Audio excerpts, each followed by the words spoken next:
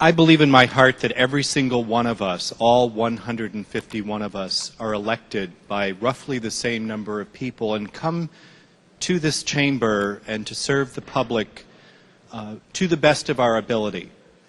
Not just the promises that we make during a campaign season, but what we come here to do, which is to serve and represent the best interests of all of the people that we are elected and take an oath to serve.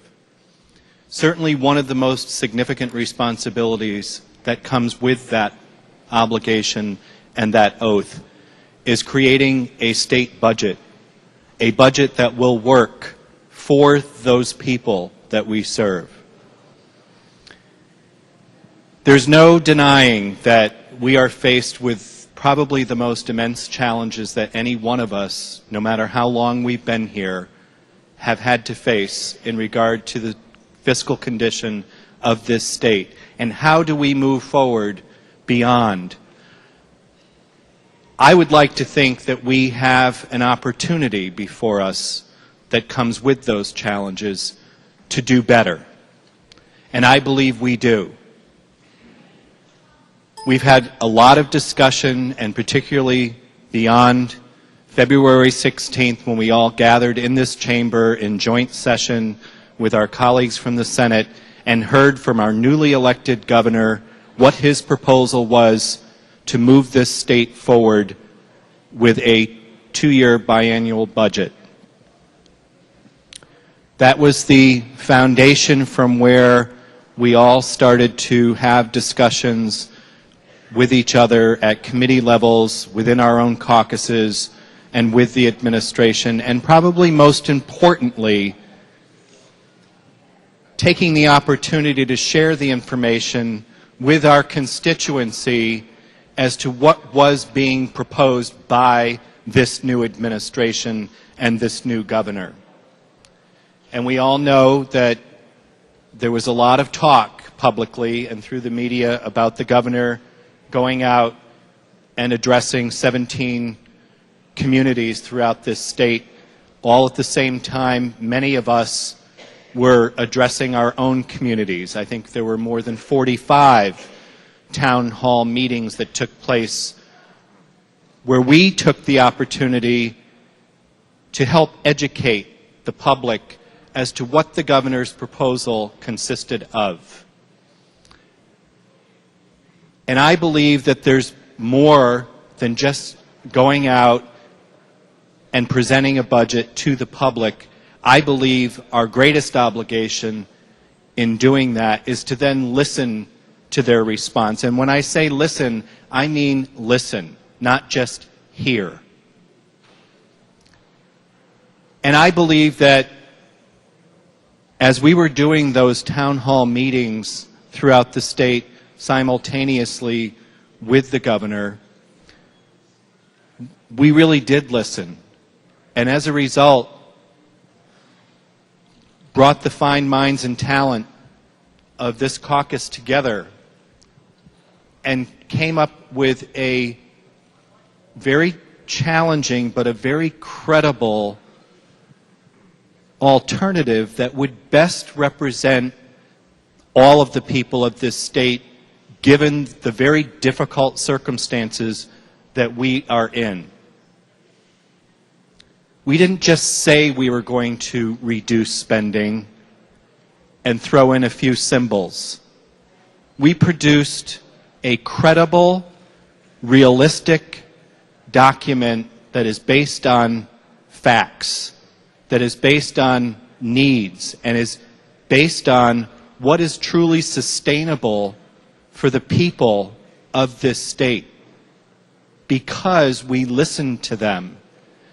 And we made a commitment not to repeat the bad policy practices of the past, that we were going to learn from those mistakes and make the tough decisions that the people placed faith in us to make and produce a better budget for a better future for this state.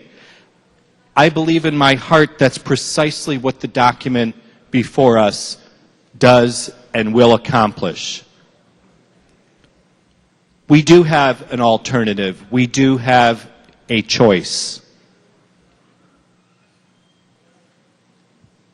We have an opportunity to do something that will set the state in a better direction, that will accomplish responsible action on behalf of this state government to serve the people in need, to assist municipalities, to ensure public safety, to best educate the children in our public school system. And beyond that, do it in such a way that there is truly shared sacrifice. Nobody's going to say that this is easy, that every bit and every line in this alternative budget everyone's going to love. As a matter of fact, I believed from the beginning, no matter how we worked through this process, if everybody didn't like the budget, we'd probably have made good decisions. But clearly we have a stark contrast in the choice that's before us as we debate the future fiscal stability for this state.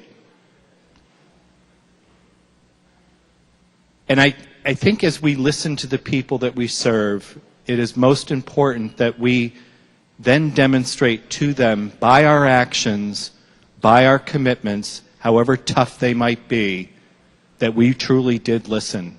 And we're going to do the best of our ability to do what's best for them, all of them, whether it has to do with health care issues, education, transportation. When I look at the idea of truly taking on the growth in this state and its spending, this document produces that.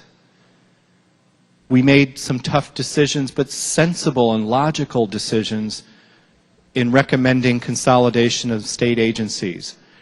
In the years that I've been here, I've worked very closely with both the Department of Motor Vehicle as well as the Department of Transportation. I can see very logically from the experience and knowledge that I've gained through that time that such a consolidation could work and work well. It's about creating efficiencies. It's doing more with less.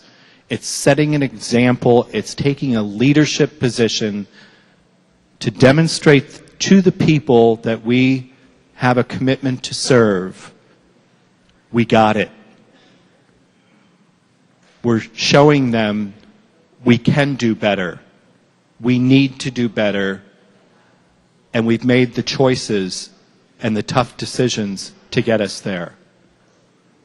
I implore every member in this chamber to give very careful consideration, regardless of what your mindset was when you walked into this chamber today, to really continue to listen to the debate, continue to review the detail of the document that is now before you, that gives you a true, sensible, and responsible alternative approach to best serve the people every one of us made a commitment to serve to the best of our ability. Thank you, Mr. Speaker. Thank you.